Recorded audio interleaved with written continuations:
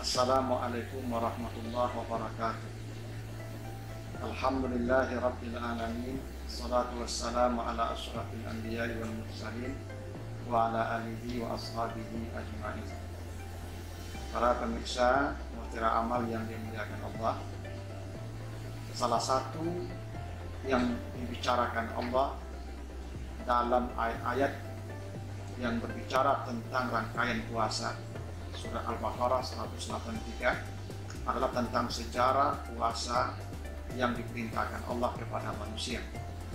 Sebagaimana kata Allah, kama kutiba 'alal ladzina min qablikum, bahwa ibadah puasa telah diwajibkan juga kepada semua orang, semua umat, semua generasi yang sebelum kamu. Di dalam sejarah syariat ada 3 ibadah yang seumur dengan keberadaan manusia di muka bumi. Pertama adalah ibadah salat yang disebutkan Allah di surah Al-Mudaththir ayat 40-43. Ketika penduduk neraka ditanya, ma salakakum fi saqar, kenapa kalian masuk ke dalam neraka? Qalu lam naku minal musallin. Semua penduduk neraka menjawab kompak, kami dulu tidak salat. Itu berarti bahwa ibadah salat sudah ada sejak manusia pertama.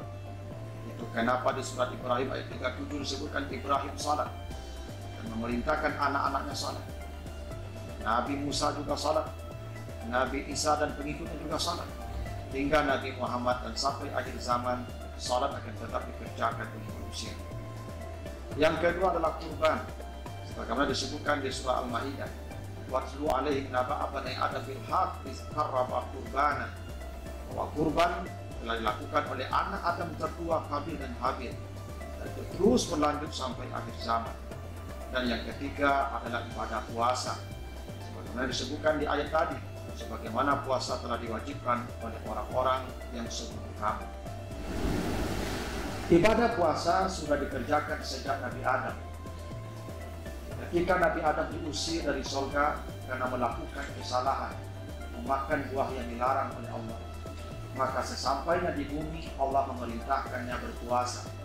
Dan bahkan puasa Nabi Adam itulah yang sekarang menjadi syariat bagi kita, yang disebut dengan puasa hari putih, setiap tanggal 13, 14, 15 setiap bulan. Dan Nabi Adam puasa selama 36 hari selama setahun, karena 3 hari dikali 12 sama dengan 36 hari. Itu kenapa Nabi bersabda, siapa yang puasa Ramadan 30 hari lalu mengikutkan 30 hari dengan sitan min Syawal, 6 hari di bulan Syawal, maka kata Nabi, kasiyamid dahri, sama dia berpuasa selama 1 tahun. Karena Nabi Adam puasa dulu setahun selama 36 hari. Kenapa Nabi Adam melaksanakan puasa sesampainya di bumi? Karena dalam sejarah disebutkan Nabi Adam diusir karena memakan buah larangan. Itu berarti di dalam tubuh Nabi Adam tercandung lemak-lemak haram karena telah memakan sesuatu yang dilarang oleh Allah. Untuk membuang yang haram itulah maka kita disuruh berpuasa. Karena boleh jadi setahun yang lalu banyak makanan haram yang masuk ke tubuh kita. Dan kata Nabi, kullu lahmin nabata minal haram wan naru aula bihi.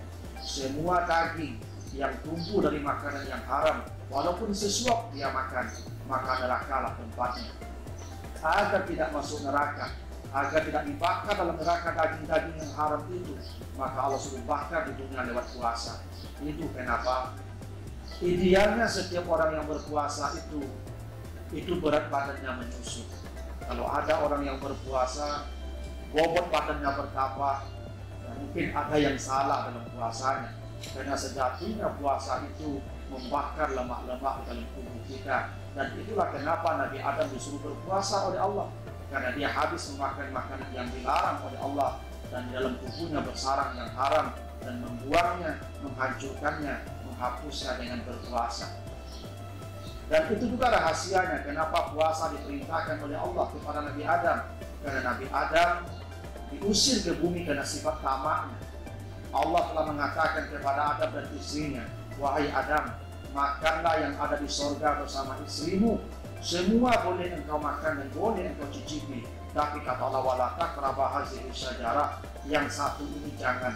Nabi Adam tidak mampu menahan diri, dia tetap juga mengambil yang satu itu, maka diusir oleh Allah. Itu artinya di dalam diri Nabi Adam ada potensi tamak, ada potensi rakus yang tidak pernah berhenti dalam satu keinginan, dan itu turun-temurun kita miliki. Sifat tamak dan sifat rakus itu pun terus berada dalam diri kita. Karena itulah Allah memerintahkan kita berpuasa, menahan diri, karena kegagalan Nabi Adam dulu di surga adalah menahan diri agar dia tidak menyentuh yang dilarang oleh Allah. Maka dengan berpuasa itu kita jangankan memakan milik orang, jangankan mengambil harta orang, yang kita punya saja ada di rumah kita, di kamar kita, kita tidak menyentuhnya. Itu menunjukkan betapa hebatnya puasa yang disebut dengan imsak. Dengan berpuasa manusia akan memotong sifat tamak dan sifat rakus yang itu potensi dasar yang ada dimiliki setiap manusia sejak Nabi Adam. Mudah-mudahan dengan melaksanakan puasa ini kita bisa mengurangi, bahkan menghilangkan sifat rakus dan tamak yang dulu penyebab Nabi Adam diturunkan ke muka bumi ini. Demikian, semoga ada manfaatnya. Wassalamualaikum warahmatullahi wabarakatuh.